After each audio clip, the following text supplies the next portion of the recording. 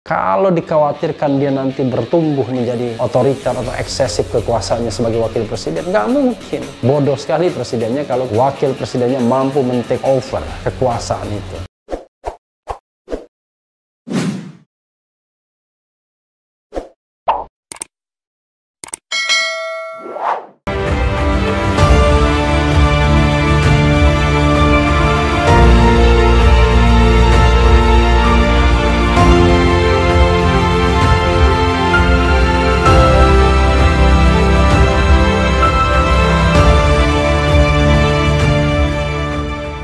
Assalamualaikum warahmatullahi wabarakatuh, Sobat RH sekalian. Jumpa lagi kita di channel yang keren ini, Keren Cadas. Dan kali ini kita akan lanjutkan mengenai Cerber. Apa itu Cerber? Cerita bersambung, bukan ya? Cerdas berkonstitusi. Dan ini bagian dari CLBK, yaitu cara lo belajar konstitusi, bukan cinta lama bersemi kembali ya. Jadi saudara sekalian, kalau kemarin sudah Cerber 7, ini Cerber 8, tapi pasalnya pasal 7 karena ada pasal 6A yang kita sudah bahas ya. Pasal 7 ini cuma terdiri dari satu ayat saja, yaitu bunyinya presiden dan wakil presiden memegang jabatan selama 5 tahun dan sesudahnya dapat dipilih kembali dalam jabatan yang sama hanya untuk 1 kali masa jabatan. Jadi saudara sekalian, ini yang membedakan sebelum amandemen yang tidak ada pembatasan masa jabatannya. Jadi sebelum amandemen itu hanya dikatakan bahwa presiden dan wakil presiden memegang jabatannya selama 5 tahun dan sesudahnya dapat dipilih kembali. Jadi sesudahnya itu sesudah menjabat 5 tahun. Jadi pada era Orde Baru itu muncul tafsir bahwa sebenarnya hanya 2 periode. Karena sesudahnya dapat dipilih kembali, maksudnya sesudah menjabat 5 tahun, bukan 10 tahun, bukan 15 tahun. Tetapi tafsir itu tidak eksplisit. Karena sesudahnya dapat dipilih kembali itu adalah sesudah menjabat 5 tahun. Karena memang tidak ada yang menjabat 10 tahun itu. Kan kalaupun 10 tahun terdiri dari periode 5 tahun, 5 tahun, 5 tahun.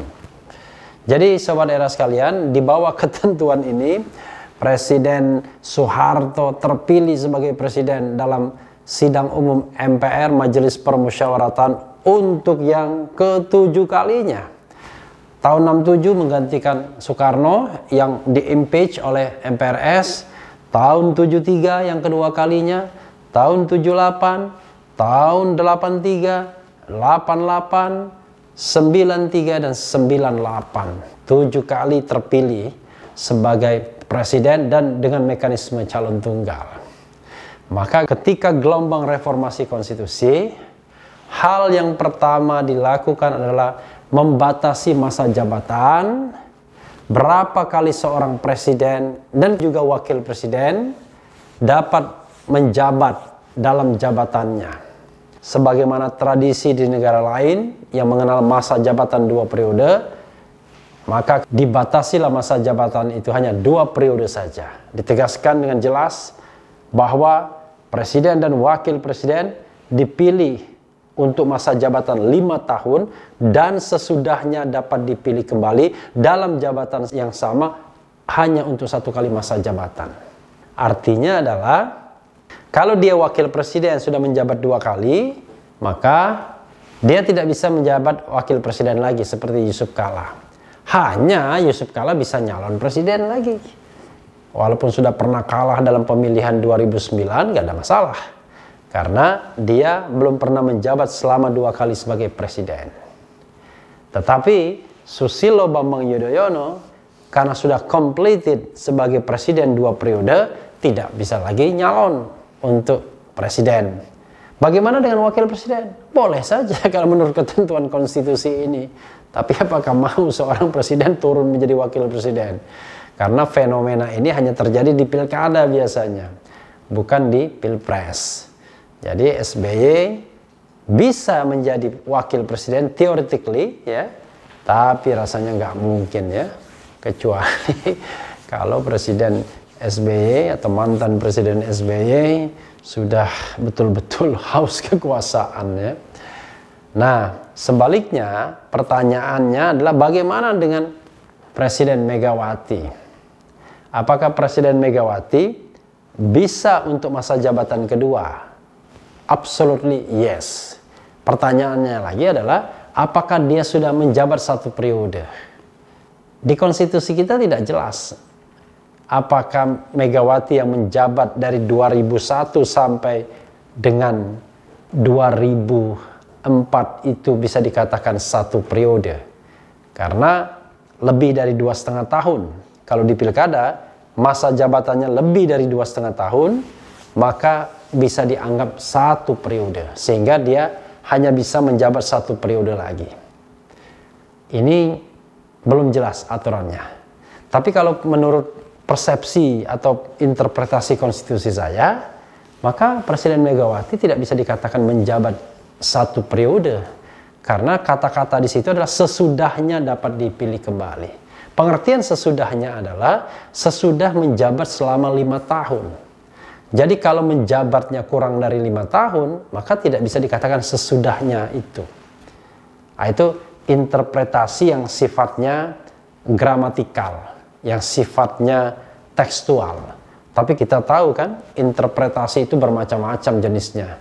Ada interpretasi yang tidak didasarkan pada gramatikal lagi atau interpretasi tekstual lagi, tapi ada historis, ada yang futuristik dan lain sebagainya. Sobat era sekalian, pembatasan masa jabatan ini sesungguhnya juga tidak ada dalam tradisi kepresidenan Amerika Serikat sebelum tahun 45. Kenapa begitu?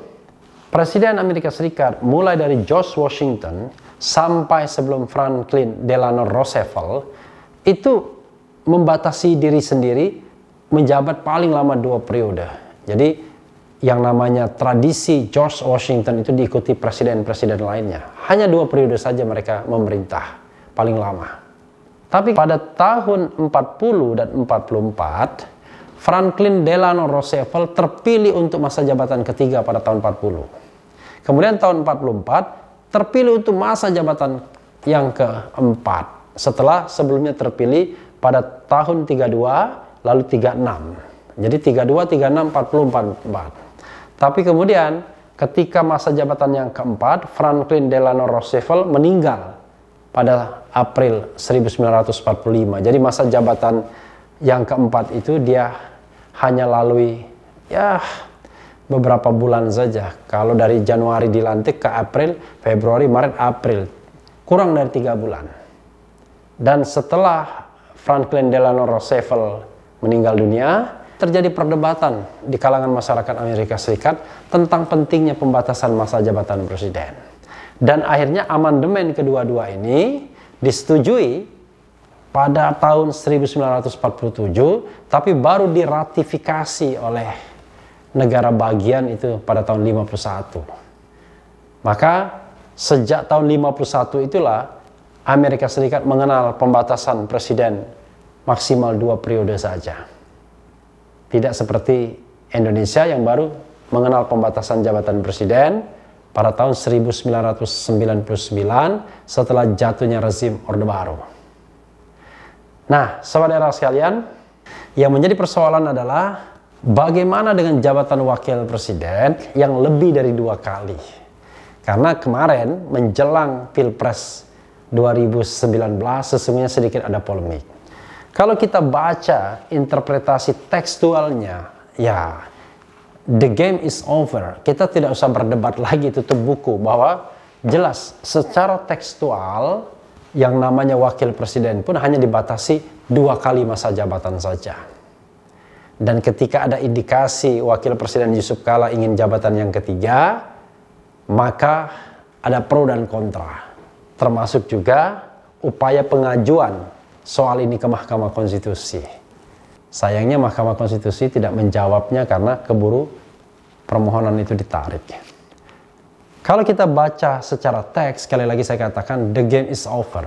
Tapi ketika Yusuf Kala mengajukan judicial review kepada Mahkamah Konstitusi, argumen yang dibangun sesungguhnya menarik.